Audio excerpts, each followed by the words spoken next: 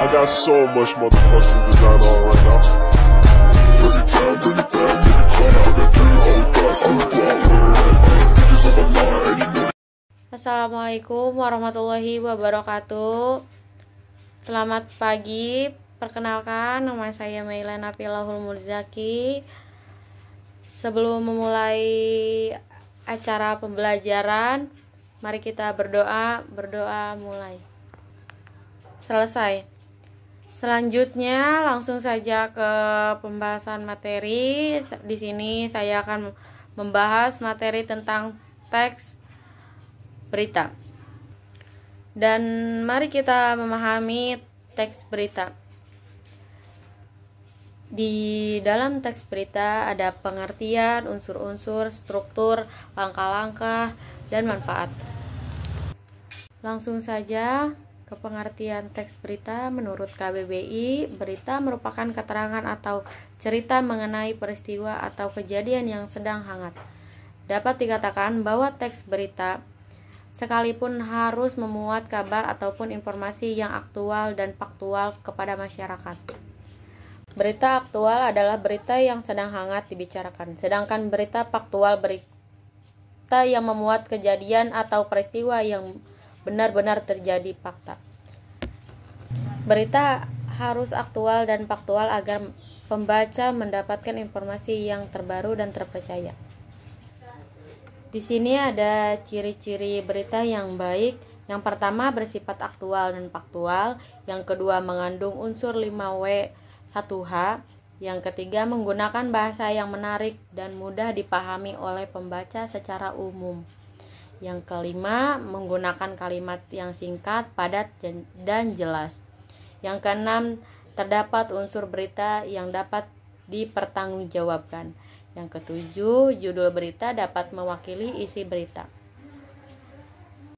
Selanjutnya, unsur-unsur teks berita. Teks berita harus mengandung unsur 5W 1H, yaitu what, who, when, why, where, dan how.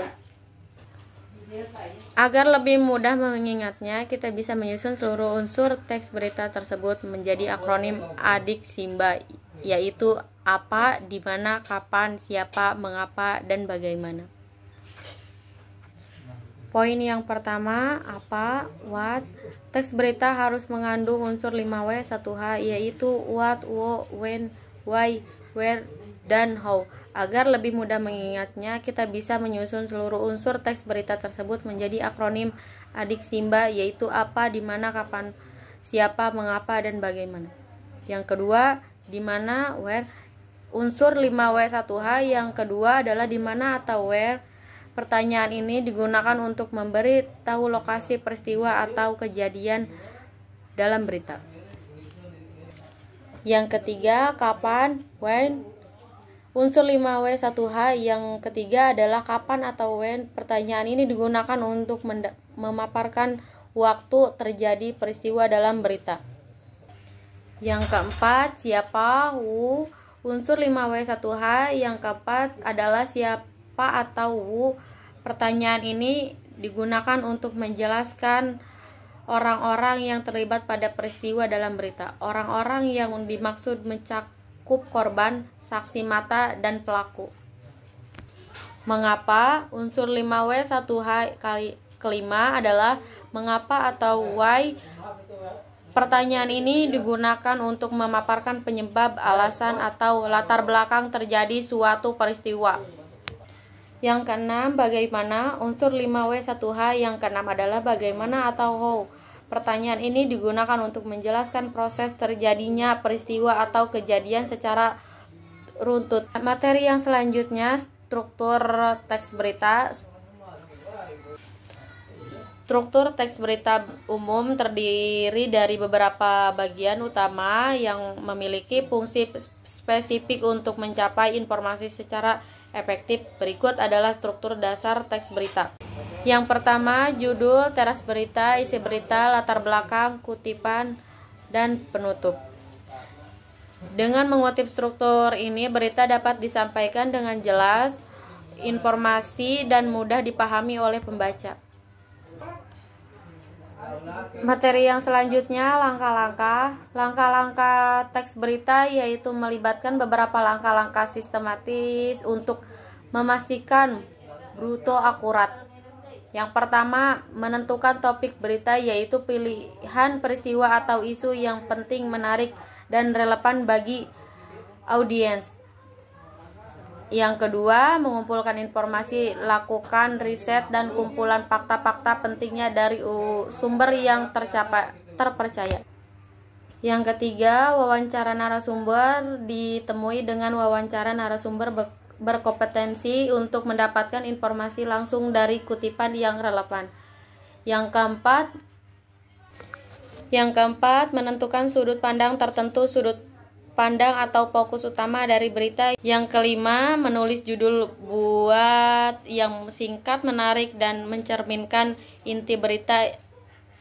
Dan yang keenam, teras berita, tulis paragraf pembukaan yang mencakup inti dari berita. Yang ketujuh, mengembangkan isi berita, tulis paragraf-paragraf berikut dengan model piramida terbalik.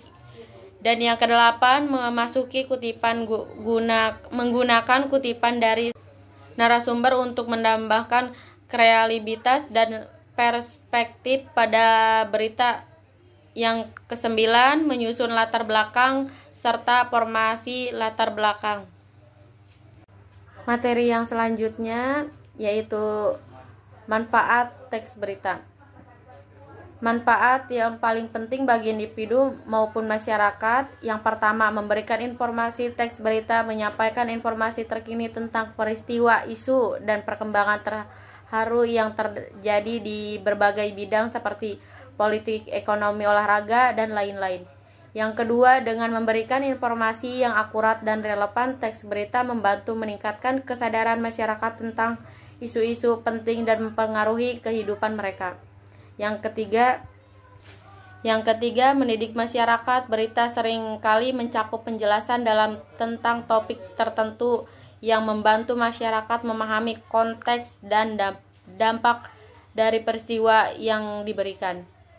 Yang keempat, menjadi dasar untuk pengambilan keputusan. Informasi yang disajikan dalam berita membantu individu dan kelompok dalam mengambil keputusan yang lebih baik. Yang kelima, mengawasi kekuasaan, berfungsi sebagai alat kontrol sosial yang memantau dan melaporkan tindakan pemerintah, perusahaan, dan individu.